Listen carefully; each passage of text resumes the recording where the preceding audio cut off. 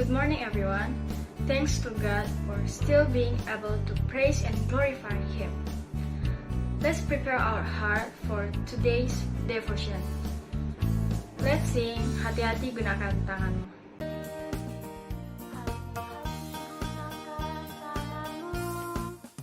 Hati-hati gunakan tanganmu, karena Bapa di surga melihat ke bawah. Hati-hati gunakan tanganmu.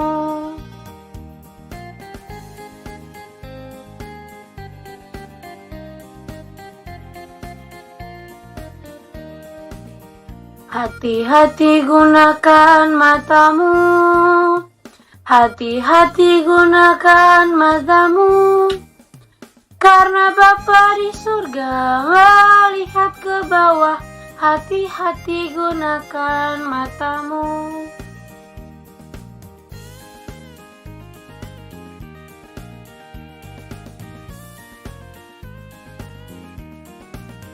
Hati-hati gunakan mulutmu. Hati-hati gunakan mulutmu, karena Bapa di surga melihat ke bawah. Hati-hati gunakan mulutmu. Friends, let's pray. Our Father in heaven, thank you for your blessing until now.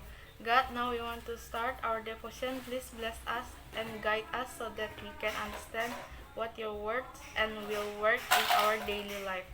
In the name of Jesus Christ, who is our Lord and Savior. Amen. Yakobus 4 ayat 7, karena itu tunduklah kepada Allah dan lawanlah iblis, maka ia akan lari daripadamu. James 4 verse 7, submit yourself then to God, resist the devil, and he will flee from you.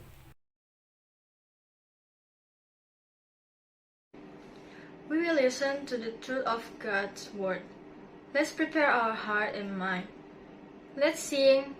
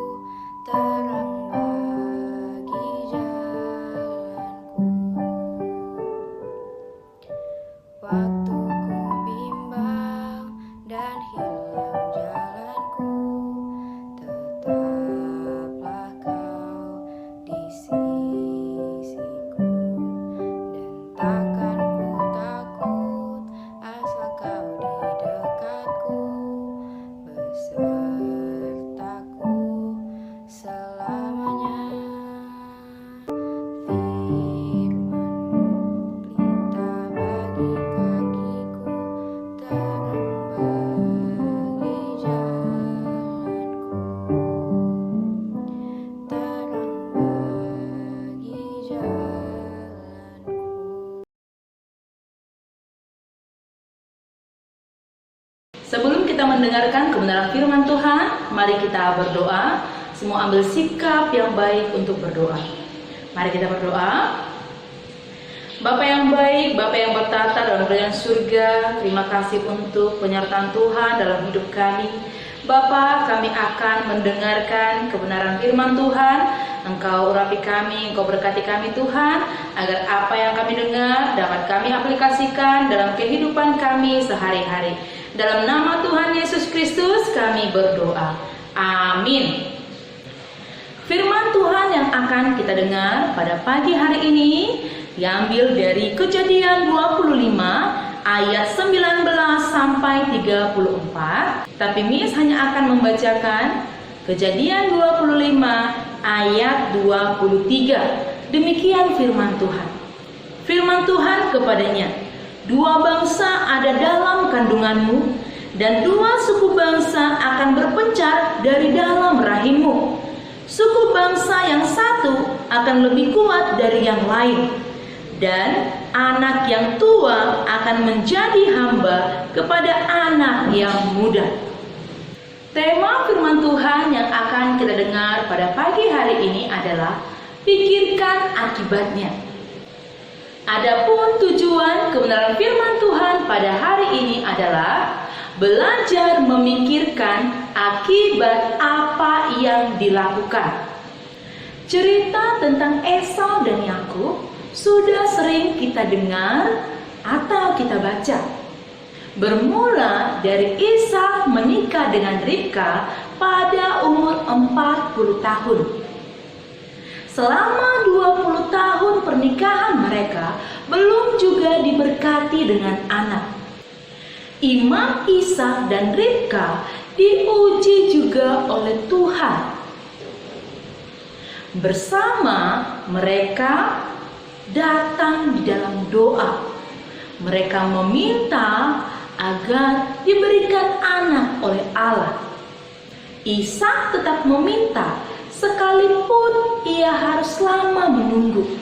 Allah mendengar doanya itu, dan setelah 20 tahun ia memperoleh apa yang diinginkannya itu. Ribka mengandung 2 anak yang masing-masing akan menjadi nenek moyang satu bangsa. Kedua bangsa itu akan selalu ada dalam permusuhan. Dalam permusuhan itu, yang muda menaklukkan yang tua. Bukan yang sulung, tetapi yang bungsu yang memperoleh hak kesulungan. Dan dengan demikian mewarisi janji Allah, bahwa dari dialah akan lahir Kristus kelak. Esau yang sulung, badannya seluruhnya berbulu dan merah warnanya. Ia diberi nama Esau berdasarkan sifat badannya yang berwarna merah itu. Ia diberi nama Esau berdasarkan sifat badannya yang berambut merah itu. Kemudian lahirlah Yakub, yang berarti orang yang memegang tumit atau orang yang cerdik, penipu. Kedua anak itu memiliki sifat yang sangat berlainan satu dengan yang lain. Sesudah mereka menjadi dewasa, mereka memilih pekerjaan yang berlainan juga. Esau menjadi pemburu yang hidup di lapangan luas lepas. Sedangkan Yakub lebih memilih tinggal di dalam rumah dan memelihara ternak. Esau lebih disayang oleh Ishak karena Esau lebih baik menyediakan daging buruan daripada Yakub.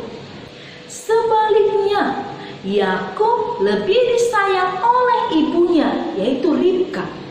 Dengan sikap yang berlainan ini, kedua orang tua itu semakin memperbesar rasa cemburu yang ada pada kedua anak itu.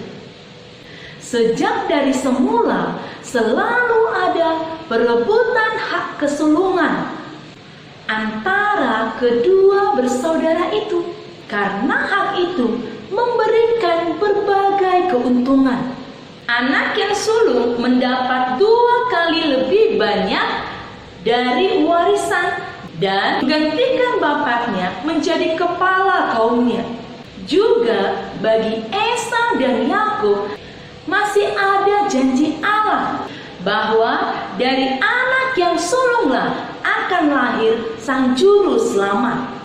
Esau dan Yakub tentu telah mendengar dari orang tua mereka apa yang telah dikatakan Allah kepada Ribka, bahwa yang tua akan menjadi hamba kepada yang muda. Perkataan itu terutama sangat mengharukan Yakub, dan sekarang ia mulai dalam hidupnya memakai akal dan segala tipu muslihat untuk memperoleh dipenuhinya janji itu. Sekali peristiwa, Yakub sedang memasak rebusan kacang merah. Setelah selesai dimasak, Esau pun pulang ke kemah. Ia lelah sekali. Seharian suntuk ia berburu, dan sekarang ia sangat lapar. Setelah ia melihat apa yang dimasak oleh Yakub, kemudian Esau berkata, "Berikanlah kiranya aku menghirup sedikit dari yang merah-merah itu, karena aku lelah." Yakub yang cerdik itu mempergunakan kelelahan abangnya untuk mencapai maksudnya. Ia mau memberikan rebusan itu asalkan Esau mau menjual hak kesulungannya itu. Pada suatu kali, datanglah Esau dengan lelah dari padang. Yakub sedang memasak sesuatu. Kata Esau kepada Yakub, "Berikanlah kiranya aku menghirup sedikit dari yang merah-merah itu, karena aku lelah." Tetapi kata Yakub, "Jualah dahulu kepadaku hak kesulunganmu. Bersumpahlah dahulu kepadaku." Maka bersumpahlah ia kepada Yakub, dan dijualnyalah hak kesulungannya kepadanya. "Sebentar lagi aku akan mati. Apakah gunanya bagiku hak kesulungan itu?" Lalu Yakub memberikan roti dan masakan kacang merah itu kepada Esau. Ia makan dan minum, lalu berdiri dan pergi. Demikianlah Esau memandang ringan hak kesulungan itu. Esau menjual haknya itu demi sepiring bubur kacang merah itu. Ya, hanya karena sepiring makanan. Betapa bodohnya sikap Esau itu. Memang Esau tidak menimbang-nimbang dan memikirkan akibat dari tindakannya. Padahal akibat dari tindakannya itu sangat merugikan. Sebab ia kehilangan berkat Ishak. Yang dipikirkannya adalah bagaimana dia memperoleh segera makanan untuk mengisi perutnya yang lapar. Begitulah Esau bertindak hanya berdasarkan keinginan. Ia bertindak seperti binatang. Binatang tidak memikirkan akibat dari apa yang dilakukan atau akibat dari tindakannya. Apa yang diinginkan, itulah yang dilakukan. Misalnya saja kerbau. Jika kerbau lapar, dia langsung saja memakan rumput yang ada di dekatnya. Ia tidak berpikir apakah rumput itu ada yang punya atau tidak. Yang penting perutnya kenyang. Tidak sedikit orang yang bertindak seperti Esau. Mereka tidak memikirkan akibat dari perbuatannya. Bagaimana dengan kalian? Apakah kalian juga bertindak tanpa memikirkan akibatnya? Jangan sampai seperti itu. Demikian kebenaran firman Tuhan. Anak-anak, mari kita berdoa. Semua lipat tangan, tutup mata, dan tundukkan kepala. Bapa yang baik, terima kasih untuk firman yang dapat kami dengar pada pagi hari ini.